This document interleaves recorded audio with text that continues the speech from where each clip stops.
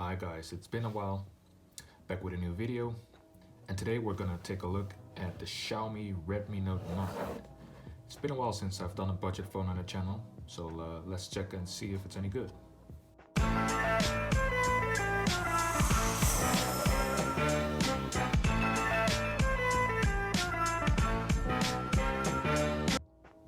So here we have the box. Let's just quickly start with what we get in the box. So I'm gonna pull out the phone. It's really simple actually. It's quite a complete package.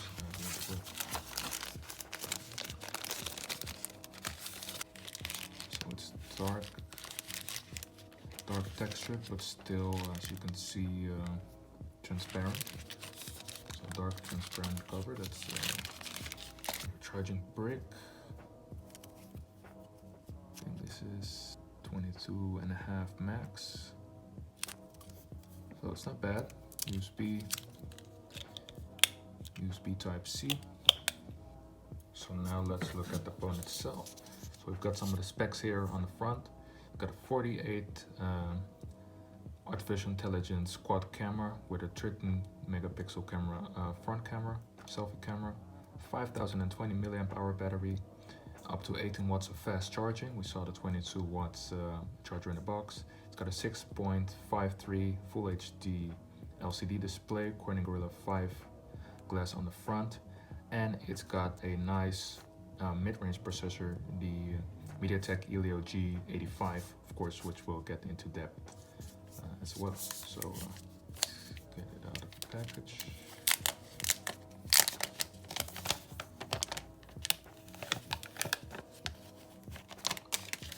I think it says gray on the box, but this looks more like a bluish color to me. It's kind of reflective, so it looks pretty cool. So now that we're looking on the back anyway, we see the 48 megapixel quad camera.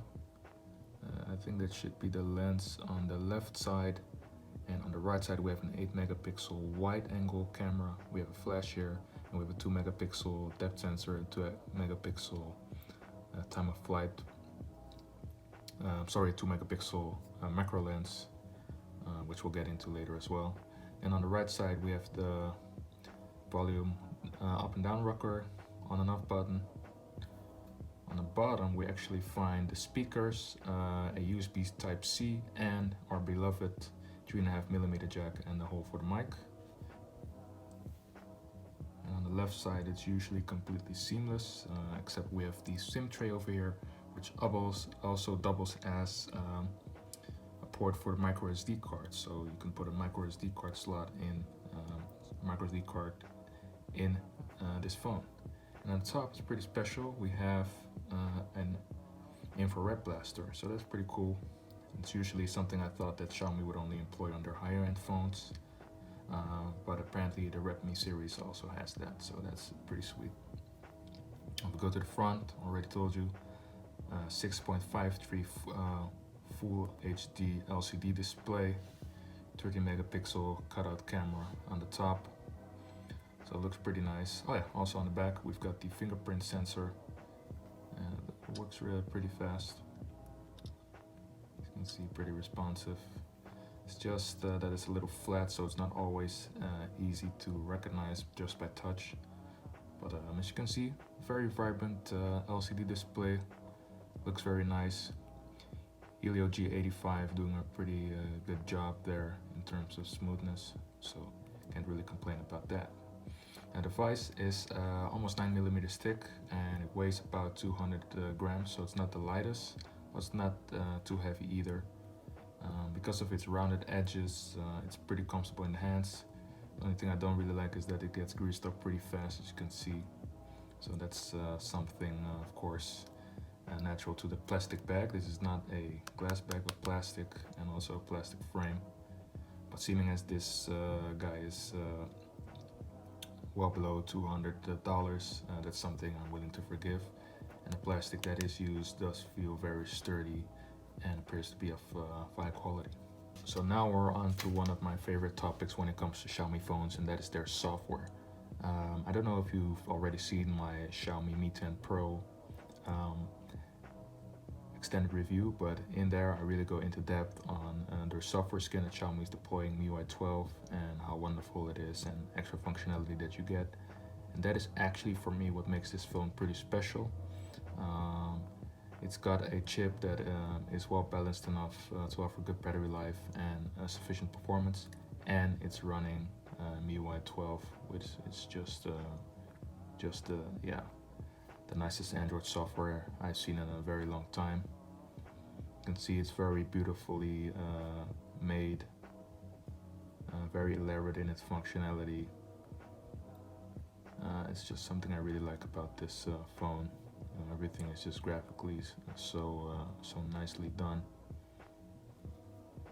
And the nice thing is that all of those extras that you have with the other Xiaomi phones that are more expensive or simply carried over because of the software.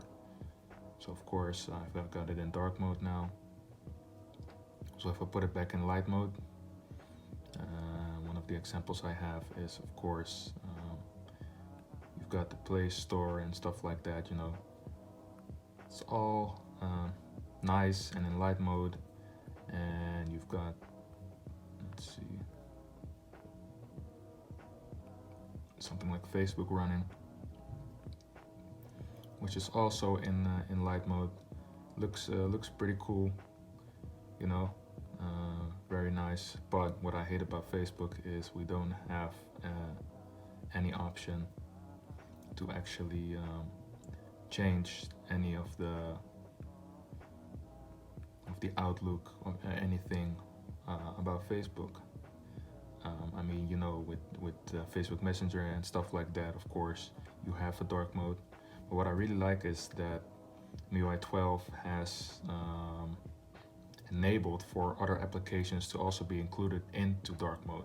So you see now we're in dark mode. I don't think it counts for Google just yet. So they need to update that, I think. But if we go back to Facebook now, you'll see Facebook is in dark mode, and that is just fantastic, you know. That is really, really, really cool. And yeah, just something that is so uniquely to Xiaomi, and for me, I just love it, you know, lying in bed and not getting my eyes burned out in the morning when I'm trying to check my Facebook. So those things and more. The other one was, of course, already started YouTube.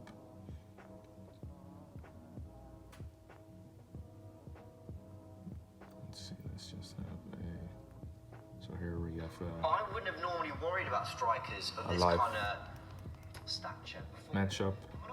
And what I can do is, hey, I don't want to waste any screen time. I just want to listen to this live broadcast with my screen off, and I can do that. And that is just fantastic, you know. Such tiny, simple things, but very, very, yeah, just alters the experience in a major way. Just like with the Instagram. So you have Instagram running in the background. Oh, well, I haven't logged in yet. Let me just do that. So I've got my Instagram here, you know, nice picture up, and I'm like, you know, I want to check out something else real quick. And what I can do is I can say, like, okay, let me just have Instagram over here, just, you know, on standby.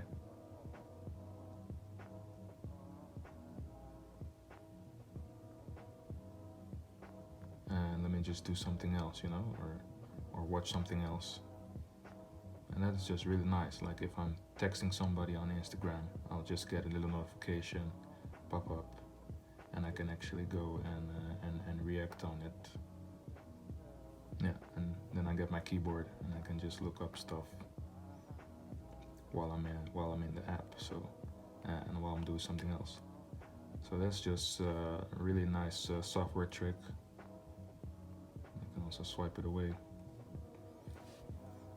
That is just something that makes this experience, even on this cheap phone, you get the same experience as you would on a Xiaomi flagship in terms of software features. So that is something that is so really nice, and you barely see that with any other manufacturer. It's always like a trimmed down version of it. but this phone still has all of that extra capability. So how about real world performance? It doesn't really lag or stutter much in my opinion. You know, switching between apps takes a little of a second thought, but overall it goes pretty smoothly. You know, going to the home screen is pretty smoothly as well. The only part where I've noticed some stutter is in the Google Today phase. If I take if I have the flagship here, and I do that as well, you see there's a little stutter, but not as much as there is on here. I do have to say, scrolling is a little faster on here, but you see that it's a lot more stutter on the cheaper device, and much less on the flagship phone. And also you see 90 Hz, 60 Hz, so you see a bit of you see the response is much faster.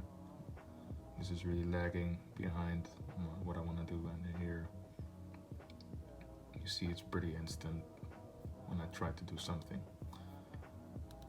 So of course that's the difference, you know, always on display OLED screen, what you don't have on a budget device, which is natural because that phone that I just picked out there is the Mi 10 Pro, sorry, and yeah, that's a near 800 euros device, while this is 179 currently on sale. So that's just quite a difference. Now in terms of real world performance, maybe I'll start up some games. It's pretty interesting because this phone also has the game turbo enabled, so it really maximizes the potential power that it has. Further specs, by the way, 4 gigabytes of RAM. This is the version with 128 gigabytes of storage. So that's also pretty nice, and still for under 200 euros you get this much storage, plus the ability to expand that storage as well. And I have to say actually that gameplay on this device, I mean, this is a game that is 90 Hz enabled, but you can still see here we're gonna get the game turbo, so you can see it really goes up to the 60 frames. You know, that's just really cool that it does that. It really maintains the 60 frames that is required to have and offer smooth gameplay. So that's just something I can really appreciate about this phone.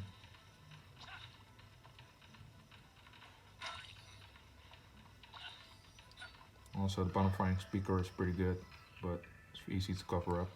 There's no stereo speakers on this device, unfortunately.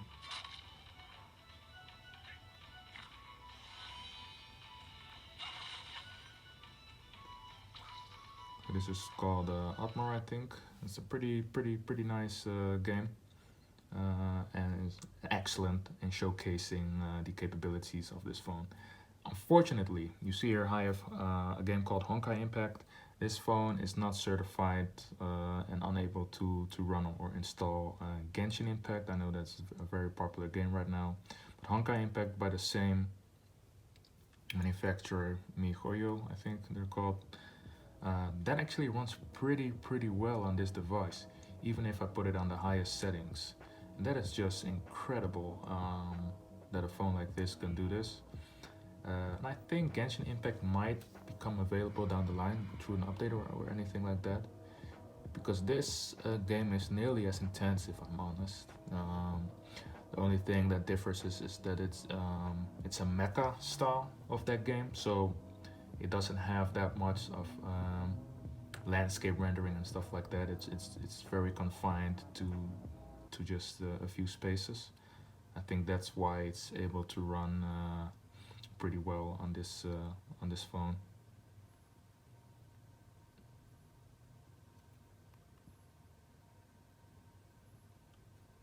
So let's just start it up.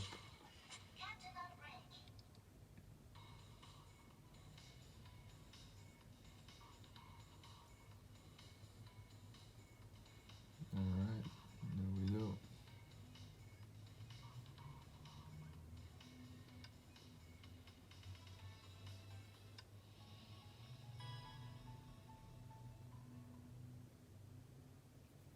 So as you'll see, this is a pretty graphic intensive game, but it's crazy. It's still very well playable, and I've put it on the highest settings actually.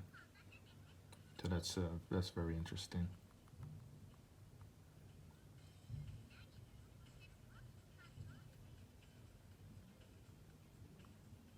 Okay, it's doing it from the side now.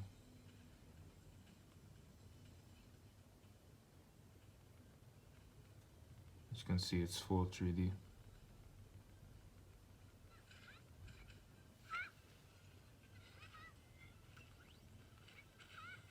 You can see the graphics just look very, very, very nice. It's a little bit stuttery, but that's because I have it on the highest settings right now. I don't know if I can change that in-game actually. Let's see. System settings, video. Oh yeah. So over here you can see I have it on the fourth option, where it recommends the third option. So I don't know if I can.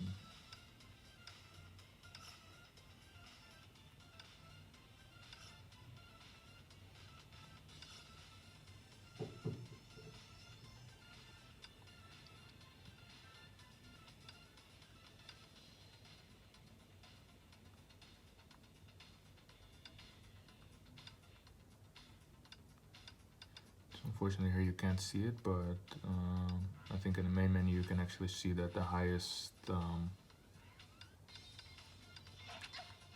frame rate and FPS and graphics are actually part of the highest profile that I just selected. So let me just quit this game.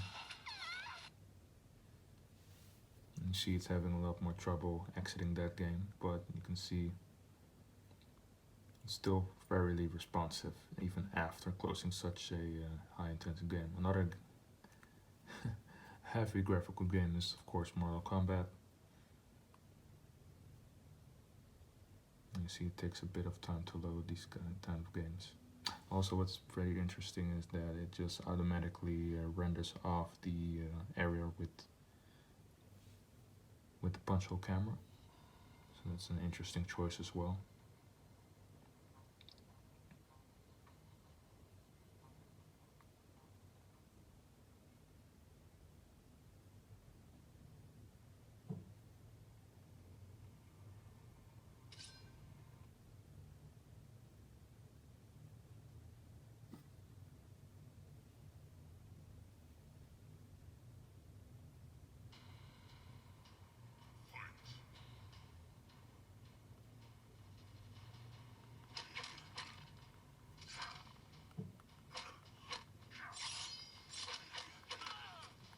That looks pretty good.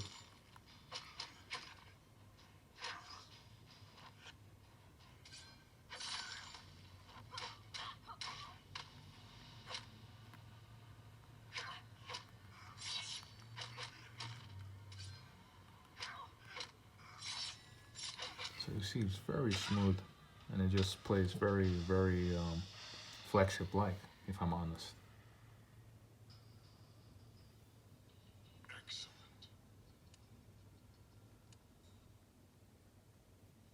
So yes, like they say, excellent, really.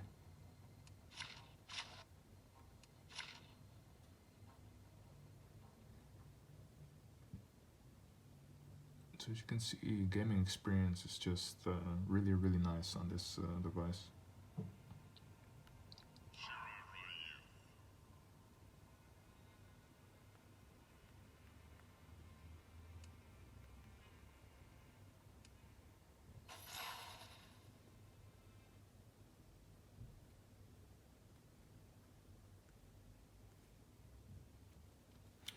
So we can also do a little bit of multitasking here.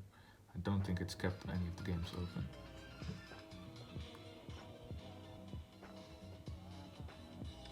Oh, it actually has. That is extremely interesting. Okay, let's do the third game, which I don't think so. Yeah, of course. Closed it off. Let's go back to Mortal Kombat though. Yeah, so we can only keep one game in memory, which in and of itself is pretty impressive since it's not like your Subway Surf or anything like that, but real high-tech, graphically intensive games. I do have to say the phone does come with some bloatware like Crazy Juicer and these simple games, but they can all be, of course, deinstalled with the funny animation that you have with MIUI 12. You know, just little subtle things like that makes the phone extra nice in handling it. It does unfortunately not have support for the super live wallpapers, which you have on the more expensive devices. So here on the Mi 10, of course, you've got that cool super live wallpaper. You just unlock it. Oh, it's just really nice, nice experience. On the subject, by the way, unfortunately, this phone a few months ago got damaged. I've had it fixed, but unfortunately, and this is something maybe you guys can comment below, but they have not been able to get the new fingerprint that comes with the new screen to get it working. So I've lost the in-display fingerprint scanner functionality on this phone. So that's a bummer, but Face Unlock works pretty well, so it's still a top experience. But just putting that out there, that fingerprints scanners can stop working when a new screen is being installed on your phone. But yeah, I think that really almost concludes this phone. Let's quickly go into the camera. I made a few pictures the other night. Let's see.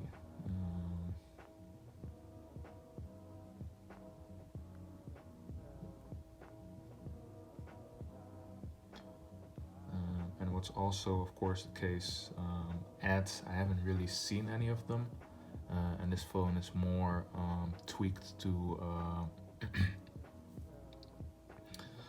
to actually work with Google apps as their default. So this was a picture I made, I think it was last night. Yeah, so pretty sharp. And I actually had to focus on the thin behind. Was still, and here I had it reversed, so I changed the focus on the device, and it still did pretty well. So we just take a look at the camera right now. In viewfinder, you have your basic controls. Of course, you can change the focus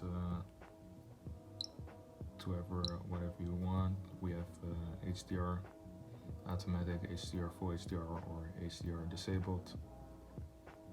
We have AI mode for automatic scene detection. And you can see this, the sharpness is pretty good. You can actually zoom. I don't think it's like a pull zoom, or is it? No, we can just tap to zoom. So here we have the ultra wide camera working its magic, and here we have the primary sensor, and I think this is the 2 megapixel close sensor that we have. So we also have video mode. Video, you can actually check the settings. Yeah, so it has 1080p at 30 FPS, 720p at 30 FPS. See if we can change any other settings. Okay, there's support for H.265 and H.264. But other than that, can't really change the FPS. It has optical stabilization on the main camera, which is also pretty nice for such a cheap phone. So yeah, it's pretty elaborate. It's got a portrait mode, but yeah, wouldn't really use that too much. And here you can change the megapixel for 48 megapixel mode, which is also pretty nice, but you can see it constricts all of the other functions of the phone. So yeah, it makes pretty good clips, might I say. Processing costs a bit of time, but overall it's not bad. Sharpness is pretty good on both of the cameras, so on the ultra wide and also on the normal camera you can actually see the dust particles on the side. Color rendering is pretty good. So yeah, it's a pretty complete package. So if you're just a simple user, WhatsApp, Facebook, social media, Twitter, this phone is fine. But also if you do multimedia, maybe let's check another YouTube clip. YouTube has been reloaded as well, I see. Let's do a 4K 60 FPS clip.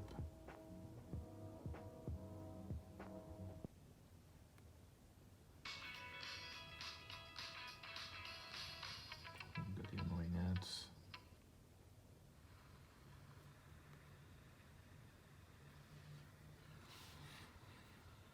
So you can even zoom in, and you see it does stretch it up until the punch hole. But just the screen quality, clarity, is also nothing to worry about. Of course, off axis it will look a little less fully rendered. You know, you see the color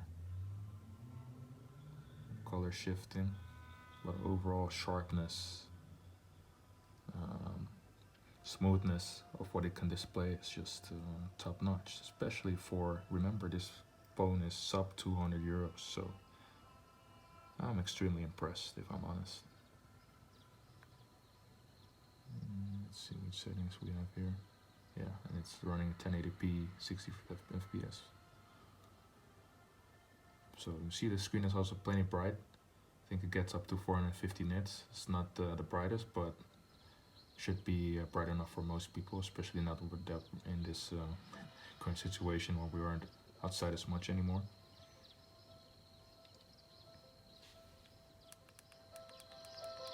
Volume is also pretty loud, pretty clear, but easy to muffle, unfortunately.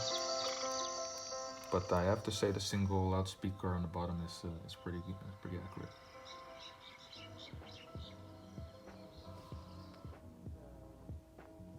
Of course, something else we can try.